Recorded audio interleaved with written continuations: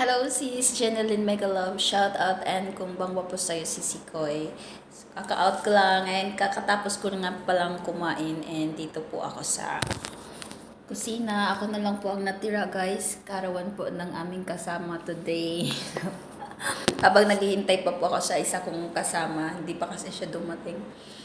Sasagutin muna natin yung tanong ni Sisikoy. So, ang tanong ni Sisikoy ay parang nasagot ko na to last time, pero sige ba, sasagutin natin ulit ito kung sa isang araw ba ilang oras yung work namin, and then mas di ba yan pagod kaysa sa mga stay-in or DH na work. So sisikoy sa amin po dito, ang normal po hours po sa amin dito ay 9 hours. Kasama na po dyan ang biyahe. So, minsan sa sa umaga, 3 hours. Minsan din po sa hapon ay 3 hours. Pero may time din po na medyo malapit lang po yung AM client nyo at saka PM client. So, may time na gawin nilang 4 hours yung umaga mo and then 3 hours yung sa hapon mo. Depende din po yan kung may OT kayo or wala. Basta paglagpas na po talaga ng 9 hours ng schedule nyo, yun po may overtime na po kayo.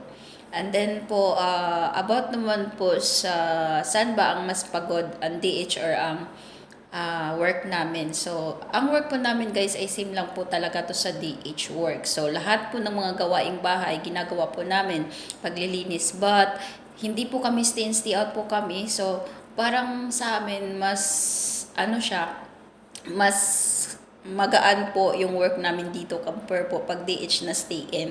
Kasi pag stay-in ka, pwede kang utusan every time, so wala kang time na magpahinga, ganyan, diba? So lalo na sa may mga nagko-comment sa ating mga video na mga DH sila sa iba't ibang lugar, yun nga, minsan makakatulog sila ng 3 hours lang sa gabi, 4 hours sa gabi, ganun.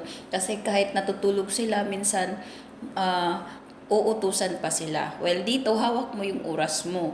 So, kung time lang sa pasok, yun lang ang tatrabuhin mo. Like, sa umaga, 3 hours lang. So, 3 hours lang talaga. Tapos, mag-travel ka na, papunta sa pangalawang bahay. So, yung pagitan yan, 3 hours din po ang binibigay nila. So, kasi kadalasan po talaga ng travel sa first client to second client, mostly mga 1 hour gura yan eh.